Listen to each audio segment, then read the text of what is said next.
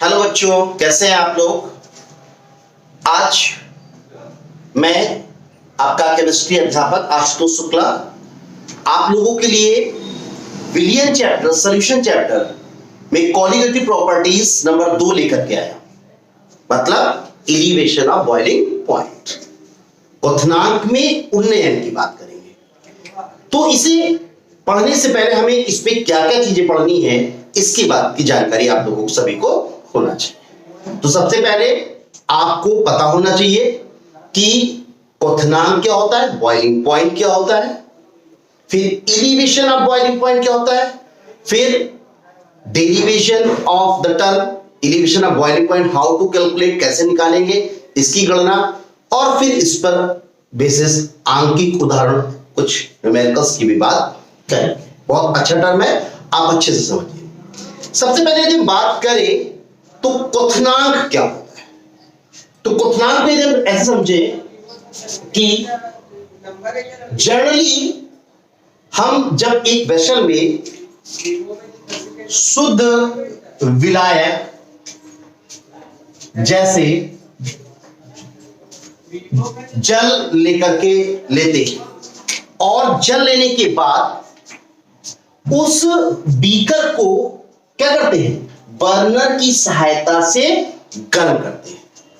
तो जैसे ही बर्नर की सहायता से गर्म करेंगे तो क्या होगी, वेपर प्रेशर बनेगा। मतलब वेपर के द्वारा लिक्विड की सरफेस पे प्रेशर डाला जाए बनेगा, वो होगा वेपर प्रेशर।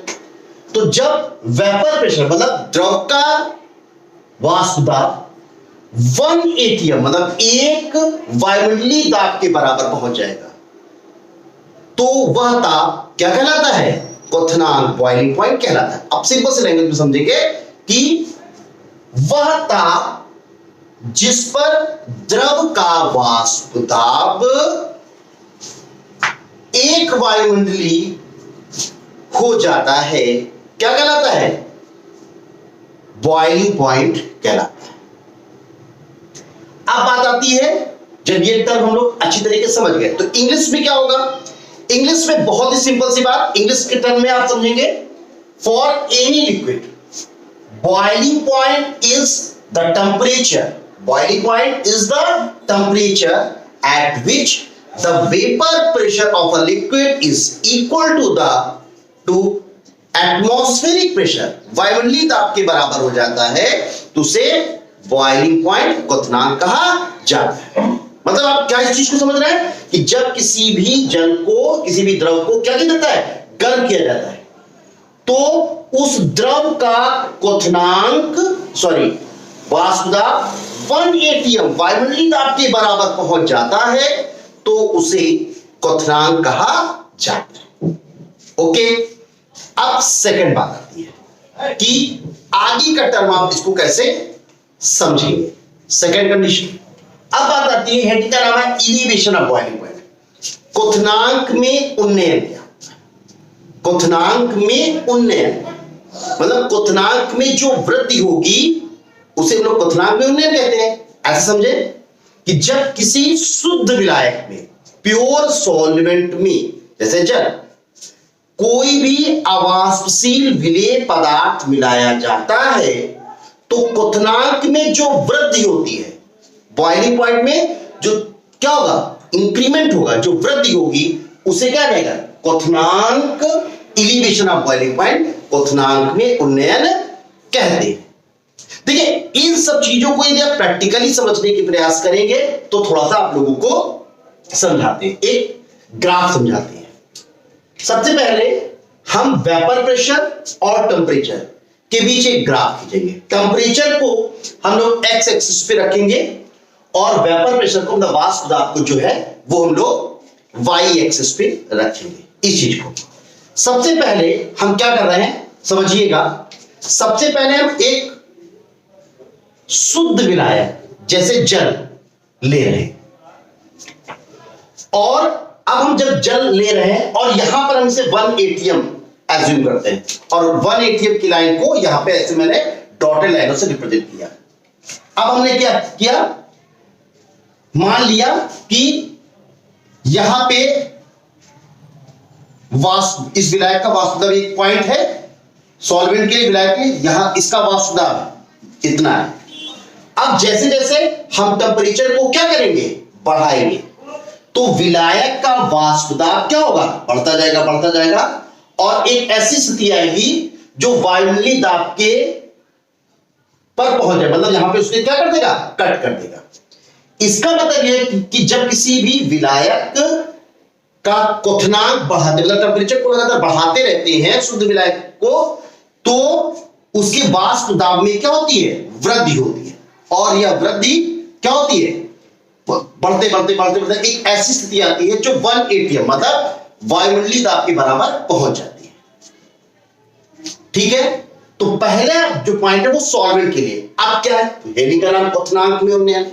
तो अब क्या करते हैं, तो ऐसे समझते हैं कि जब हम किसी भी वेसल में जल लेते हैं जो कि बिल्कुल प्योर होना चाहिए, प्योर सॉल्वेंट होना चाहिए, लिक्विड लेते हैं और उसमें कोई अवाष्पशील नॉन वोलाटाइल सॉल्यूट को क्या करते हैं, मिलाते हैं।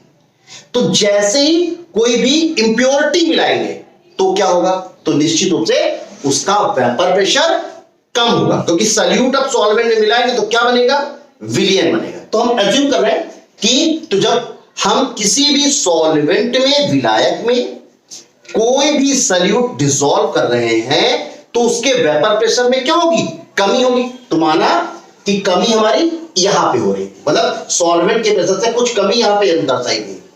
अब क्या होना, जब वेपर प्रेशर में दाब में कमी होगी तो दाब में जो कमी होगी वो हम कैसे करेंगे, अब हमको दाब को बढ़ाना पड़ेगा भाई, और बॉइलिंग पॉइंट देना पड़ेगा, टेम्परेचर और बढ़ाना पड़ेगा। तो जब और टेम्परेचर को बढ़ाते जाएंगे बढ़ाते जाएंगे बढ़ाते जाएंगे बढ़ाते जाएंगे तो क्या होगा, एक तक जाकर के कहीं वेपर प्रेशर क्या होगा, 1 atm प्रेशर के बराबर होगा।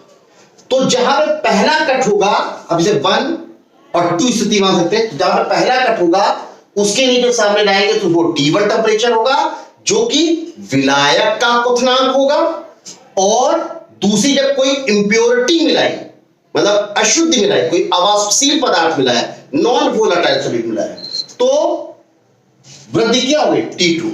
तो यहां T1 प्योर सॉल्वेंट मतलब शुद्ध विलायक का क्वथनांक और सॉल्यूशन विलियन का क्वथनांक। तो विलायक और विलियन के यहां अंतर को हम लोग क्या कहेंगे, डेल्टा टी भी कहेंगे, क्या बोलेंगे, क्वथनांक में उन्नयन कहेंगे। तो इससे क्या मतलब, एक चीज समझ में आई कि डेल्टा टीबी क्वथनांक में जो उन्नयन मतलब जो वृद्धि होगी क्या होगी, T2 माइनस का T1। तो T2 किसका क्वथनांक होगा, विलियन का, बॉइलिंग पॉइंट ऑफ सॉल्यूशन, और T1 क्या होगा, प्योर सॉल्वेंट का बॉइलिंग पॉइंट हो जाएगा, उसे क्वथनांक में उन्नयन कहेंगे, एलिवेशन ऑफ बॉइलिंग पॉइंट।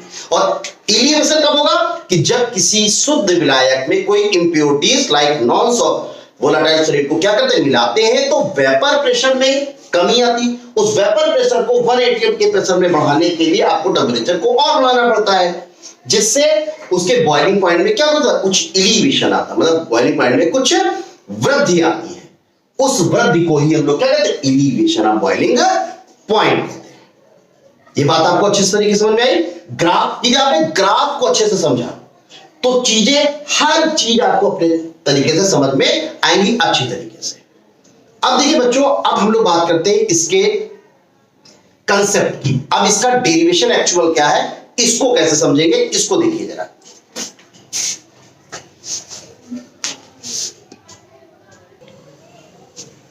तो समझ में आपको आया कि elevation of boiling point actual में क्या हुआ, delta TB is equal to T2 minus का T1। देखिए अब बात आई, जो क्वथनांक में उन्नयन हुआ मतलब एलिवेशन ऑफ बॉइलिंग पॉइंट हुआ, और एलिवेशन ऑफ बॉइलिंग पॉइंट जो होता है वो एक कोलिगेटिव प्रॉपर्टी होती है, मतलब कि अणुसंघ की गुणधर्म होता है, और अणुसंघ गुणधर्म सॉल्यूट की क्वांटिटी पर डिपेंड करता है। समझ रहे हैं आप चीजों को। तो हम ये मान रहे हैं, अज्यूम कर रहे हैं कि वो सॉल्यूट की क्वांटिटी पदार्थ की मात्रा पर डिपेंड करती, और वो सांद्रता को अज्यूम कर रहा है, और कभी भी कंसंट्रेशन जो होता है वो हमेशा स्क्वायर ब्रैकेट में लिखा जाता है। अब जो इस डेरिवेशन मतलब इस थ्योरम को जिसने दिया था, उस साइंटिस्ट ने सोचा कि हमें सॉल्यूट की वो प्रॉपर्टी लेनी है जो टेंपरेचर के इंडिपेंडेंट हो, मतलब जो ताप पर निर्भर ना करती हो। तो निश्चित रूप से नार्मलता में भी परिवर्तन होता है, मोलरता में भी परिवर्तन होता है। तो उसने मोललता को लिया। किसको लिया? मोललता को लिया। तो वो टेंपरेचर इंडिपेंडेंट प्रॉपर्टी क्या ली गई? टेंपरेचर लिया, सॉरी मोलैलिटी ली गई। तो इसके बिहाफ पर elevation of boiling point is directly proportional to molality। बात समझ में आई? मोललता। अब मोललता विलेय और विलायक की मात्रा, मोलों की संख्या और मात्रा पर डिपेंड करती है। सिंबियोटिक रिप्रेजेंटेशन जब हम हटाएंगे तो हम एक कांस्टेंट लाते हैं, क्या लाते हैं? एक कांस्टेंट लाते हैं। वो हमारा क्या कहलाता है? मोलल इलिवेशन कांस्टेंट, मोलल उन्नयन स्थिरांक कहलाता है। आप सबको पता है कि मोललता का फार्मूला क्या होता है, मोललता का सूत्र क्या होता है? तो delta TB is equal to KB small डब्ल्यू upon small m into capital W. यदि हम ग्राम में लेंगे तो 1000। तो डेल्टा टीबी के लिए एक्चुअल फार्मूला एम के पदों में क्या होगा? एम इज इक्वल टू विलेय का अनुभाग is equal to KB into small डब्ल्यू into 1000 upon delta TB into capital W. इस तरीके से हम विलेय पदार्थ की अणुभार की गणना आसानी से कर सकते हैं। किसका यूज करके? Elevation of boiling point colligative properties number 2 का। यदि आप मोलर होगा तो वहां केवी की जगह आप केवी डैश में लीजिएगा, 1000 की जगह 100 ग्राम क्वांटिटी के लिए बात करेंगे। लेकिन जो भी ग्राफ को समझेगा वो चीजें आपको अच्छे से समझ में आएगी कि जब किसी शुद्ध विलायक में कोई भी इंप्योरिटी मतलब कि नॉन वोलेटाइल पदार्थ मिलाया जाता है तो उसके वाष्प दाब में क्या थी? कमी। उस वाष्प दाब की कमी को बढ़ाने के लिए आपको क्वथनांक को और बढ़ाना होता है। क्वथनांक को जब आप बढ़ाते जाते हैं, जब वो आप 180 पहुंच जाता है तो सॉल्वेंट और सॉल्यूशन के क्वथनांक में कुछ अंतर होता है। मतलब कि सॉल्यूशन का क्वथनांक माइनस प्योर सॉल्वेंट के क्वथनांक के अंतर को इलिवेशन ऑफ बॉइलिंग पॉइंट कहते हैं। अब देखिए क्या है कि जैसे जो वृद्धि हुई, जैसे मान लीजिए वाटर 100 डिग्री सेंटीग्रेड पर बॉइल करता है और वृद्धि 105, 102 या 100.34 डिग्री सेंटीग्रेड हो गई, तो delta TV is equal to 100.34 minus 100 degree centigrade. तो वृद्धि कितनी है? 0.34 डिग्री सेंटीग्रेड की इलिवेशन हुआ। आई होप कि आपने इस वीडियो को बहुत अच्छे से समझा होगा, पूरे ग्राफ को अपने अच्छे से समझा होगा कि मैंने इसको किस तरीके से समझाया, ग्राफ को बताया, मैंने इसकी डेफिनेशन बताई, इनके बेसिस पे इनके न्यूमेरिकल्स को मैं अब आगे आप लोगों को समझाऊंगा। लेकिन आप अच्छे से कंसेप्ट को समझिए। जो चीजें नहीं आ रही समझ में आप कमेंट्स में लिखिए और चीजों को समझने का प्रयास करें। वीडियो को बार बार देखते रहिए। जब आप ज्यादा से ज्यादा वीडियो को देखेंगे तो चीजें आपको ज्यादा से ज्यादा समझ में आएंगी। Please like, share and subscribe my channel. Okay, good bye.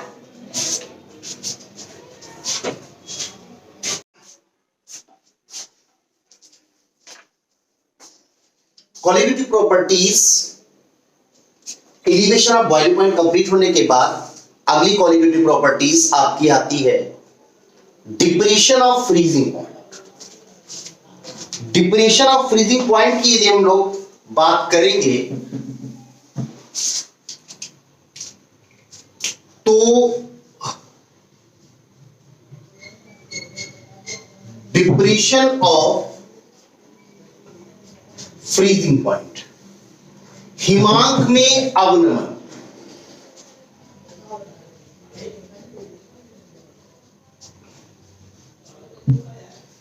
जब हम बात हिमांक में अवनमन की करेंगे स्टूडेंट्स तो आपको जैसे आपने वहां पे बॉइलिंग पॉइंट पढ़ा था, तो वहां पे यहां पे आपको फ्रीजिंग पॉइंट समझना है। कैसे समझेंगे कि वह ताप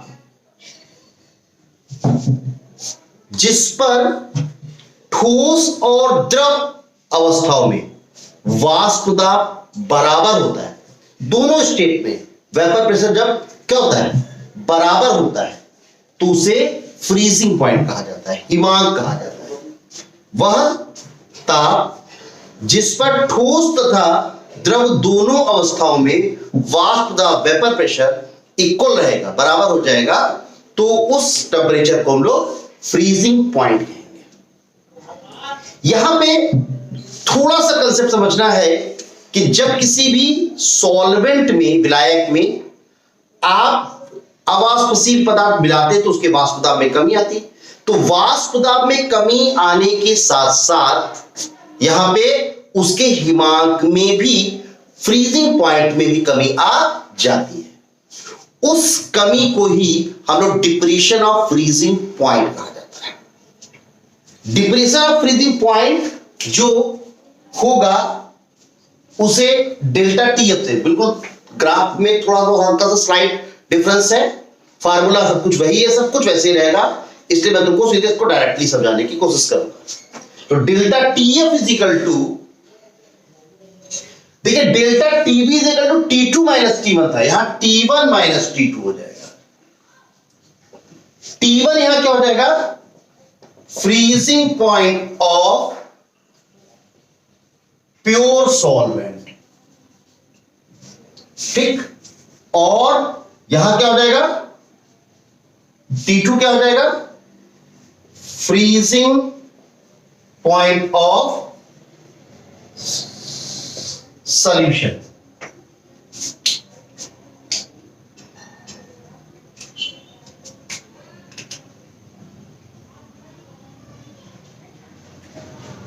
सॉरी, कुछ हमसे लग रहा है कुछ गलती हो रही है। सॉल्यूशन T1 हमारा क्या था, T1 माइनस का T2, freezing point of pure solvent, freezing point of solution, solution, ठीक है, राइट, सही है, सही है। तो अब आपको इसमें क्या समझना होगा, इसके कंसेप्ट में जब आप इसके फार्मूले की बात करेंगे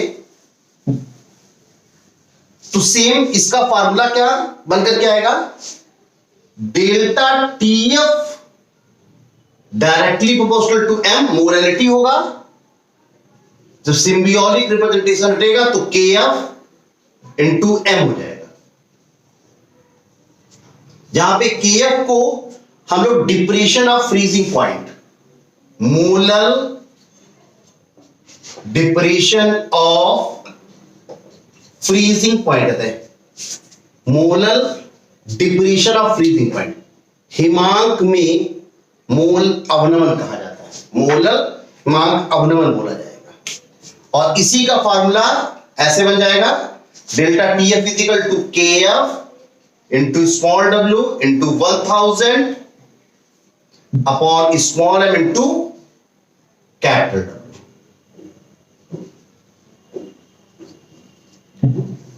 सेम, और मोलर के लिए रहेगा तो उसी फार्मूले को हम लोग 100 के फॉर्म में भी लिख सकते हैं, molar KF into small w, KF dash कर लीजिए, 100 कर लीजिए, m इंटू कैपिटल W। ये मोलर हो जाएगा, ये मॉलिक्यूलर या मोलर डिप्रेशन कांस्टेंट कहा जाएगा। बिल्कुल सेम उसी तरीके से कंसेप्ट है, कहीं भी कोई दिक्कत नहीं, बस इतना याद रखना है कि जब किसी विलेय पदार्थ को, अवाष्पशील पदार्थ को किसी विलायक में मिलाते हो तो वाष्प दाब में कमी आती है, वाष्प दाब में कमी के साथ साथ उसके हिमांक में भी कमी आती है। हिमांक में आने वाली कमी ही क्या कहलाती है, डिप्रेशन ऑफ फ्रीजिंग पॉइंट, मतलब हिमांक में अवनमन कहलाता है। और उसका भी फार्मूला सेम इट इज क्या होगा, एलिवेशन ऑफ बॉइलिंग पॉइंट की तरह ही होता है। If you like this video तो please click like button and please share my video आप ज्यादा से ज्यादा आप लोग मेरे वीडियो को शेयर करें, अपने मित्रों को पहुंचाएं, और जिन्होंने अभी सब्सक्राइब ना किया चैनल को सब्सक्राइब भी करते रहें। ओके।